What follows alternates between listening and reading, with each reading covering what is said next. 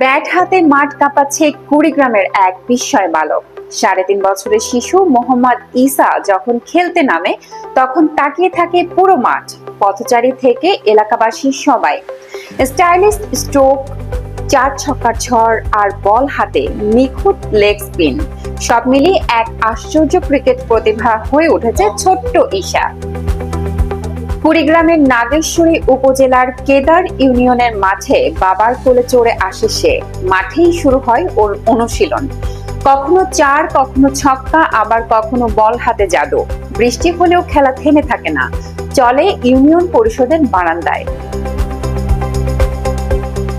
মাত্র ২ বছর বয়সেই ক্রিকেটের প্রতি আগ্রহ জাগে ঈশার মনে। সেই আগ্রহকে বাস্তবে রূপ দিতে বাবা আমিনুর রহমান হয়ে উঠেছে তার কোচ। সন্তানের আগ্রহ দেখে ইউটিউব দেখে নিজেই শেখে, ওকে প্রশিক্ষণ দিচ্ছে। আমার স্বপ্ন ঈসা একদিন জাতীয় দলে খেলবে, দেশের হয়ে সুনাম বয়ে আনবে। কেদার ইউনিয়ন পরিষদের চেয়ারম্যান ওয়াজিদুল কবির রাশেদ বলেন, একাডেমিক প্রশিক্ষণ ও মিনি স্টেডিয়াম গড়ে তুলতে পারলে ঘরে ঘরে ঈশার মতো খেলোয়াড় তৈরি হবে।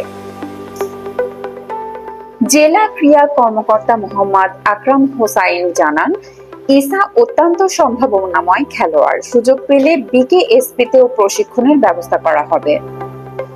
বয়স ৩.৫, তবু হাতে ব্যাটে এক স্বপ্নের দোলা। কুড়িগ্রামের ছোট্ট ঈশাই হয়তো একদিন দেশে ক্রিকেটে আনবে নতুন ভোর। News desk, Priyanka Saha, JTV Bangla.